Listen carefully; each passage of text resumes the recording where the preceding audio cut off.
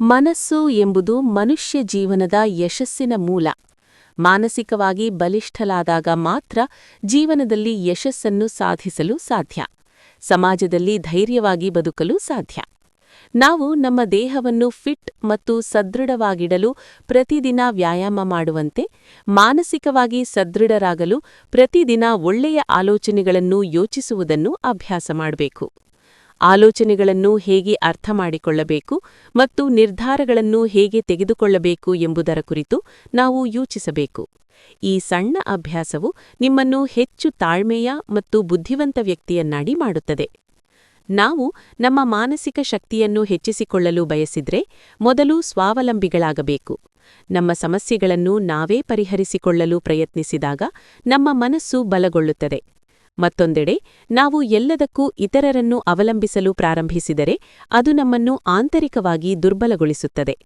ಸಣ್ಣ ಜವಾಬ್ದಾರಿಗಳನ್ನು ಸಹ ನಾವೇ ತೆಗೆದುಕೊಳ್ಳಲು ಪ್ರಾರಂಭಿಸಿದಾಗ ನಮ್ಮ ಆತ್ಮವಿಶ್ವಾಸ ಹೆಚ್ಚಾಗುತ್ತದೆ. ಇದು ನಮ್ಮನ್ನು ಮಾನಸಿಕವಾಗಿಯೂ ಬಲಶಾಲಿಗಳನ್ನಾಗಿ ಮಾಡುತ್ತದೆ. ಸಮಯ ಅತ್ಯಂತ ಅಮೂಲ್ಯವಾದದ್ದು. ಮಾನಸಿಕವಾಗಿ ಬಲಿಷ್ಠರಾಗಿರುವವರು ಸಮಯವನ್ನು ಗೌರವಿಸುತ್ತಾರೆ. ಅವರು ಅದನ್ನು ನಿಷ್ಪ್ರಯೋಜಕ ವಿಷಯಗಳಿಗೆ ವ್ಯರ್ಥ ಮಾಡುವುದಿಲ್ಲ. ಸಮಯಕ್ಕೆ ಸರಿಯಾಗಿ ಎಚ್ಚರಗೊಳ್ಳುವ, ಕೆಲಸಗಳಿಗೆ ಆದ್ಯತೆ ನೀಡುವ ಮತ್ತು ಪ್ರತಿಯೊಂದು ಕೆಲಸವನ್ನು ಸಮಯಕ್ಕೆ ಸರಿಯಾಗಿ ಪೂರ್ಣಗೊಳಿಸುವ ಅಭ್ಯಾಸವು ವ್ಯಕ್ತಿಯನ್ನು ಮಾನಸಿಕವಾಗಿ ಬಲಗೊಳಿಸುತ್ತದೆ. ನಮ್ಮ ಮನಸ್ಸನ್ನು ಶಾಂತವಾಗಿ ಮತ್ತು ಮಾನಸಿಕವಾಗಿ ಸದೃಢವಾಗಿಡಲು ನಾವು ಮೊದಲು ನಮ್ಮ ನಕಾರಾತ್ಮಕ ಆಲೋಚನೆಗಳಿಂದ ದೂರವಿರಬೇಕು. ಹತಾಶೆ, ಭಯ ಮತ್ತು ಕೋಪದಂತಹ ಭಾವನೆಗಳು ನಮ್ಮ ಮನಸ್ಸನ್ನು ಸಂಪೂರ್ಣವಾಗಿ ದುರ್ಬಲಗೊಳಿಸುತ್ತವೆ. ನಾವು ಸಕಾರಾತ್ಮಕವಾಗಿ ಯೋಚಿಸಿದ್ರೆ ನಮ್ಮ ದಾರಿಯಲ್ಲಿ ಬರುವ ಯಾವುದೇ ಸವಾಲನ್ನು ನಾವು ಧೈರ್ಯವಾಗಿ ಎದುರಿಸಬಹುದು ಮತ್ತು ಜಯಿಸಬಹುದು. ಅಲ್ಲದೆ ಈ ಸಕಾರಾತ್ಮಕ ಆಲೋಚನೆಗಳು ನಮ್ಮನ್ನು ಬಲಶಾಲಿಗಳನ್ನಾಗಿ ಮಾಡುತ್ತದೆ. ನಮ್ಮ ಮಾನಸಿಕ ಶಕ್ತಿಯನ್ನು ಹೆಚ್ಚಿಸಲು ನಾವು ಜೀವನದ ಪ್ರತಿ ಹಂತದಲ್ಲೂ ಹೊಸ ವಿಷಯಗಳನ್ನು ಕಲಿಯುತ್ತಲೇ ಇರಬೇಕು. ನಿರಂತರವಾಗಿ ಹೊಸ ವಿಷಯಗಳನ್ನು ಕಲಿಯುವ ಮತ್ತು ಹೊಸ ಜ್ಞಾನವನ್ನು ಹೇಗೆ ಪಡೆಯುವುದು ಎಂದು ತಿಳಿದಿರುವ ವ್ಯಕ್ತಿಯು ಕ್ರಮೇಣ ಮಾನಸಿಕವಾಗಿ ಬಲಶಾಲಿಯಾಗುತ್ತಾನೆ. ನಮ್ಮ ಜ್ಞಾನವನ್ನು ಹೆಚ್ಚಿಸಲು ನಾವು ಹೊಸ ಪುಸ್ತಕಗಳನ್ನು ಓದಬೇಕು. ಹಿಂದಿನ ಅನುಭವಗಳಿಂದ ಪಾಠಗಳನ್ನು ಕಲಿಯಬೇಕು. ಇತರರಿಂದ ಒಳ್ಳೆಯದನ್ನು ಕಲಿಯಲು ಪ್ರಯತ್ನಿಸಬೇಕು. ಮನಸ್ಸನ್ನು ಯಾವಾಗಲೂ ಶಾಂತವಾಗಿರಿಸಲು ಪ್ರಯತ್ನಿಸಿ.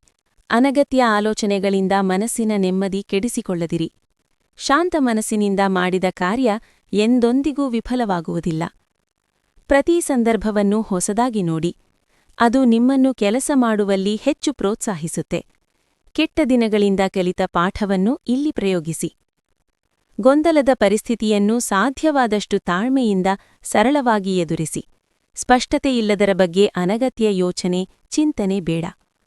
ಮನಸ್ಸಿನ ಶಾಂತತೆಯನ್ನು ಕಾಪಾಡಿಕೊಳ್ಳಲು ನೀವು ಅಳವಡಿಸಿಕೊಂಡ ಹವ್ಯಾಸಗಳು ನೆರವಿಗೆ ಬರಬಹುದು. ಮನಸ್ಸು ಶಾಂತವಾಗಿದ್ದಷ್ಟು ಎಂಥಡ್ಡೇ ಸಂದರ್ಭದಲ್ಲಿ ನಿಮ್ಮನ್ನು ಬಲಿಷ್ಠರನ್ನಾಗಿ ಮಾಡುತ್ತೆ.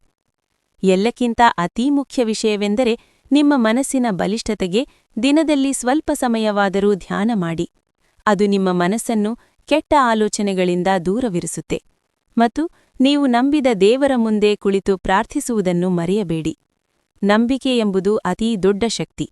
ದೇವರು ನಮ್ಮೊಂದಿಗಿದ್ದಾನೆ ಎಂಬ ನಂಬಿಕೆಯೇ ನಮ್ಮನ್ನು ಇನ್ನಷ್ಟು ಬಲಗೊಳಿಸುತ್ತೆ.